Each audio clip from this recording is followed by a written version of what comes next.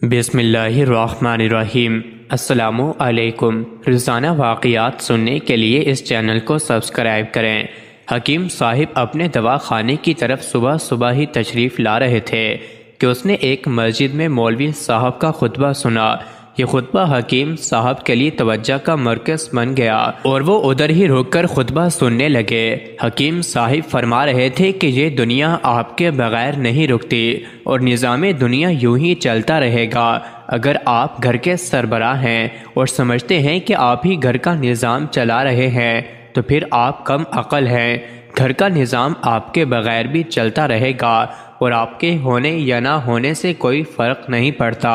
حکیم صاحب نے ہاتھ بلند کیا اور کہنے لگا کہ مولانا صاحب، آپ کی باقی باتیں تو ٹھیک ہیں لیکن یہ بات تو بڑی ہی عجیب ہے۔ میں صبح سے لے کر شام تک دواخانے میں کام کرتا ہوں، محنت کر کے خون پسینہ بہاتا ہوں، تبھی گھر کا نظام چلتا ہے۔ اگر میں چپ چاپ گھر میں بیٹھ جاؤں تو نوبت فاقوں تک آ جائے گی۔ مولوی صاحب نے فرمایا، بھائی جان میں نے ٹھیک بات کی ہے، آپ چاہیں تو آزما لیں۔ حکیم نے کہا ٹھیک ہے، پھر آج سے دواخانہ بند کرتا ہوں اور دیکھتا ہوں کہ گھر کا نظام میرے بغیر کیسے چلتا ہے۔ یہ کہتے ہوئے حکیم صاحب نے اپنا ضروری سامان پیک کیا اور گھر والوں کو بغیر بتائے 6 مہینے کے لیے ایک تبلیغی جماعت کے ساتھ چل پڑے۔ حکیم کے گھر والے خصوصاً اس کی بیوی بہت پریشان ہوئے۔ اس نے حکیم کی گمشدگی کا اخبار میں اشتہار دیا مگر حکیم کا کچھ پتہ نہ چل سکا۔ صرف مولوی صاحب ہی اس حقیقت سے آگاہ تھے کہ حکیم صاحب تبلیغی جماعت کے ساتھ دور دراز علاقوں میں گئے ہوئے ہیں۔ کچھ دن بعد مولوی صاحب حکیم کی بیوی کے پاس آیا اور کہا کہ بہن، اصل بات یہ ہے کہ آپ اپنے شوہر کو تلاش مت کریں، وہ اب واپس نہیں آئے گا۔ وہ ایک جنگل سے گزر رہا تھا کہ جنگلی جانوروں کا شکار ہو جبکہ صرف ہڈیاں ہی باقی رہ گئی تھیں اور میں نے اسے ساتھ والے قبرستان میں دفنا دیا تھا۔ حکیم کی بیوی نے جب یہ سنا تو سر پیٹنا شروع کر دیا۔ کچھ دن سارا خاندان شدید غم زدہ ہوا مگر آہستہ آہستہ سب نارمل ہو گیا۔ گاؤں کے لوگوں نے حکیم کی بیوی پر ترس کھایا اور سب نے مل کر اس کی مالی امداد کی۔ چودھری صاحب نے اسے بیوہ اور لاوارث سمجھتے ہوئے ان کے بچوں کے نام کچھ زمین الاٹ کروائی تاکہ آنے والے وقت میں بچے مشکلات کا شکار نہ ہوں۔ سب نے مل کر پیسہ اکٹھا کیا اور حکیم کی نوجوان بیٹی کا رشتہ طے کیا۔ حکیم کا بیٹا پڑھائی میں بہت اچھا تھا تو ایک کالج کے پرنسپل نے اس کی مکمل پڑھائی کی ذمہ داری اٹھائی اور ماہانہ وظیفہ بھی منظور کیا۔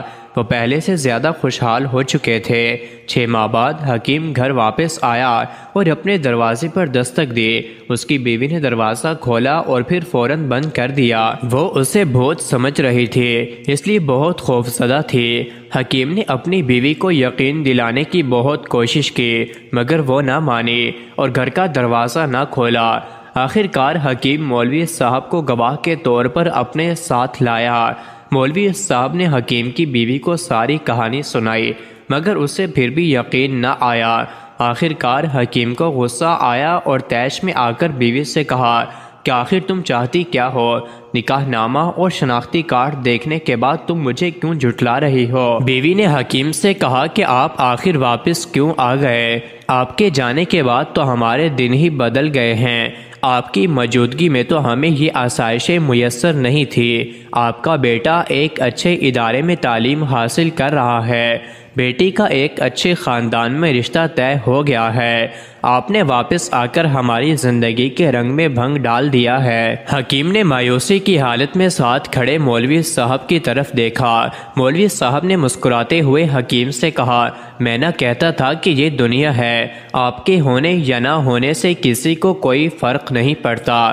آخر کار حکیم عدالت میں جا پہنچا اور اپنی ہی بیوی کے خلاف عدالت میں مقدمہ درج کر دیا۔ جج نے بھی حکیم کی بہت کلاس لی اور کہا کہ آخر تم نے ایسا خطرناک تجربہ کیا ہی کیوں تھا؟ اب گھر والے تجھ سے بیزار ہو چکے ہیں۔ آخر کار سب سے مایوس ہو کر وہ اپنے ہی گھر کے دروازے پر فقیروں کی طرح بیٹھ گیا۔ بیوی کو اس کی حالت پر ترس آیا اور اسے اپنے گھر میں جگہ ملی۔ اس کا یہ غرور کہ اس کے بنا گھر کا نظام نہیں چل سکتا خاک میں مل گیا۔ دنیا کا نظام کسی کے لیے بھی نہیں رکتا اور ہمارے ہونے یا نہ ہونے سے کسی کو فرق نہیں پڑتا۔ ہاں، مگر مجموعی طور پر ہم سب اللہ تعالیٰ کے محتاج ہیں۔ اس کی رحمت کے بغیر نہ ہمیں دنیا میں سکون ملے گا نہ ہی آخرت میں جگہ ملے گی۔ اللہ تعالیٰ سے جب بھی مانگیں تو اس کی رحمت ہی مانگیں، کیونکہ ہم لوگ اپنے پروردگار کے عدل کے لائق نہیں ہیں۔ مزید ایسی ہی ویڈیوز کے لیے چینل کو ضرور سبسکرائب کریں۔